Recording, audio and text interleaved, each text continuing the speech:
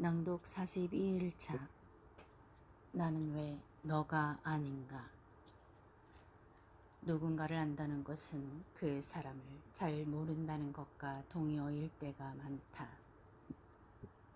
누군가를 안다고 믿지만 그 사람에 대한 나의 생각과 감정을 믿는 것이다. 또한 누군가를 좋아하고 싫어하지만 사실은 나의 판단과 편견을 신뢰하는 것이다. 북인도 바라나시에 내가 좋아하는 장소가 있다. 겐지스강 바로 옆 라자카트라는 곳으로 아침이면 가트에 앉아 강 건너 숲으로 떠오르는 해를 감상할 수가 있다. 강에 떠가는 크고 작은 배들과 순례자들도 명상적인 분위기를 더해준다. 해마다 가다 보니 그곳 돌계단에 유리컵 몇 개, 생강 빻는 둥근 돌멩이, 낡은 가스 스토브 등을 늘어놓고 짜이를 끓여 파는 노인과 가까워졌다. 내가 부스스한 머리를 하고 어슬렁거리며 나타나면 노인은 얼른 생강을 빻아 일교차에 시달리는 내 목을 치료해 주었다. 그가 끓이는 짜이가 입맛에 맞아 일출을 보며 생강 짜이를 음미하는 것이 나의 정해진 아침 일과가 되었다. 그러던 어느 날 우연히 그 짜이 왈라가 주전자를 들고 계단을 달려 내려가 재빨리 겐지스 강물을 길어오는 것을 목격하게 되었다. 너무 놀라고 충격을 받아 아무 말도 할 수 없었다. 몇 년 동안 마신 짜이가 더러운 강물로 끓인 것이라니 실망과 배신감이 이루 말할 수 없었다. 그 이후 라자가트에는 가지 않게 되었다. 노인이 권하는 짜이를 거절할 수 없어 차라리 그쪽으로 가지 않는 쪽을 택했다. 그냥 재빨리 지나치거나 외면하면서 다른 갓으로 걸어가곤 했으며 노인은 갑자기 등 돌린 나를 서운하게 바라보았다. 내 지정석처럼 여러 해 동안 정이 든 장소를 잃어 아쉬웠지만 어쩔 수 없었다. 지난해 겨울 다시 바라나시에 갔다가 이른 아침 라자가트를 지나가게 되었고 노인과 딱 마주쳤다. 노인은 반갑게 포옹까지 하면서 언제 왔느냐, 얼마나 있을 거냐 하고 물으며 짜이를 권했다. 잠시 주저하다가 겐지스 강물로 끓인 짜이 한 잔에 죽지는 않을 것이라고 스스로를 설득하며 돌계단에 앉았다. 역시 그의 생강 짜이는 맛이 있었다. 혹시 내가 성스러운 겐지스 강물 체질이 아닌가 생각하며 남은 짜이를 마시는 순간 노인이 또다시 주전자를 들고 계단을 달려 내려가 강물을 길어오는 것이 아닌가. 더 이상 모르는 채 할 수만 없어서 노인에게 진지하게 물었다. 당신의 짜이를 좋아하고 이 장소가 마음에 들긴 하지만 오염된 강물로 끓인 짜이까지 좋아할 수는 없다고. 비위생적일 뿐 아니라 법으로도 금지되어 있지 않느냐고. 그러자 그는 강물로 짜이를 끓인 적이 없다며 펄쩍 뛰는 것이었다. 만만찮은 노인이었다. 방금 전 붉은 아침해를 배경으로 강물을 떠오는 실루엣을 내 눈으로 목격했는데도 억지를 부리다니. 마시다만 짜이잔을 내려놓고 몹시 실망한 표정을 짓는 내게 노인은 돌계단 아래를 가리키며 그곳에 가서 확인해 보라고 했다. 무슨 말인지 몰라 계단을 내려가 살펴보니 강 바로 위쪽에 파이프가 있고 그곳에서 물이 콸콸 흘러나오고 있었다. 수십 미터 땅속에서 솟아나오는 지하수였다. 그런 지하수가 강가에 몇 군데 있다는 것을 그때 처음 알았다. 알고 보니 지역 사람들이 믿고 마시는 청정수였다. 낡고 부식된 수도관 때문에 수도물은 신뢰하지 않는다고 노인은 말했다.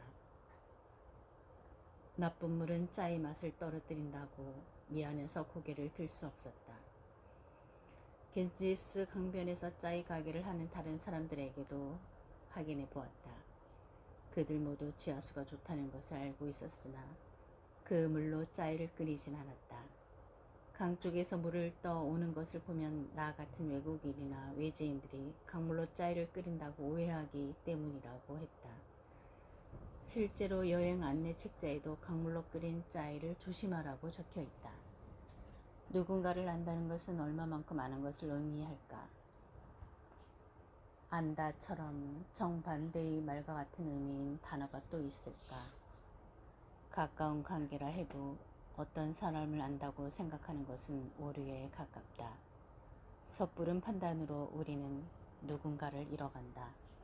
관계가 공허해지는 것은 서로를 모르기 때문이 아니라 안다고 착각하기 때문이다.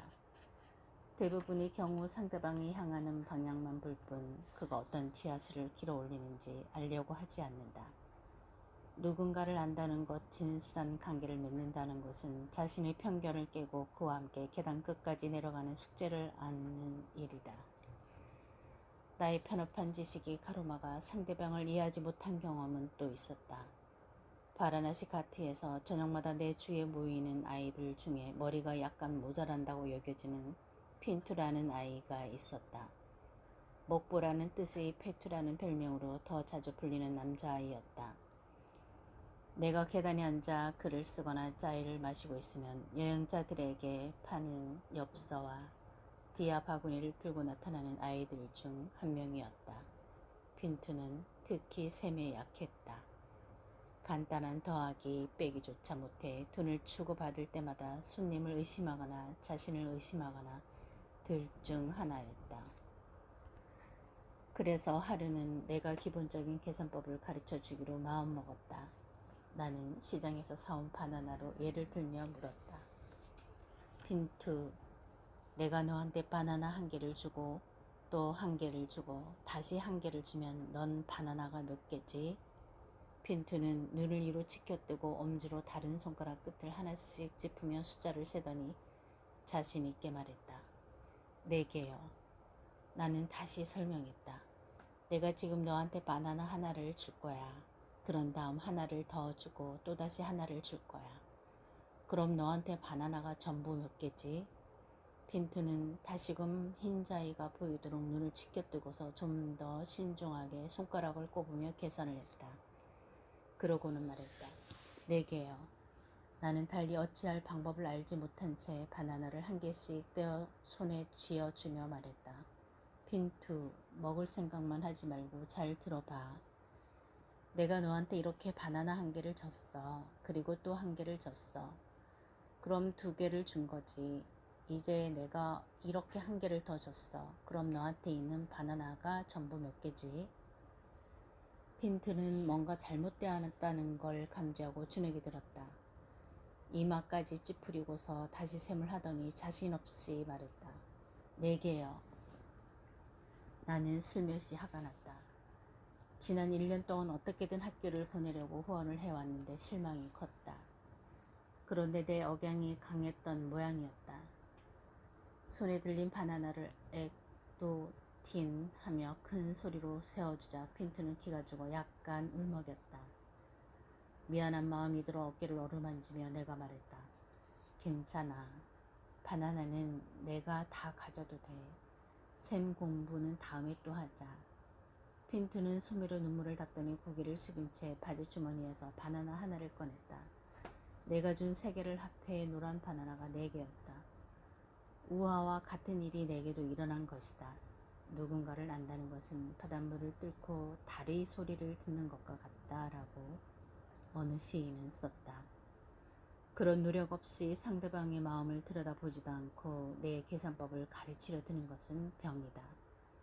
티베트에는 앉자마자 설법하는 사람은 스승으로 따르지 말라는 격언이 있다.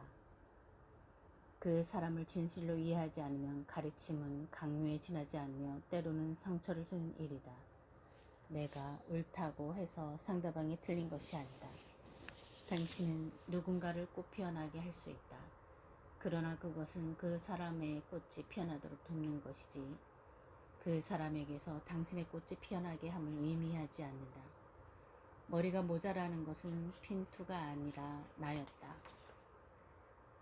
트라피스트의 신부 토머스 모트는 인간은 섬이 아니다 에서 썼다.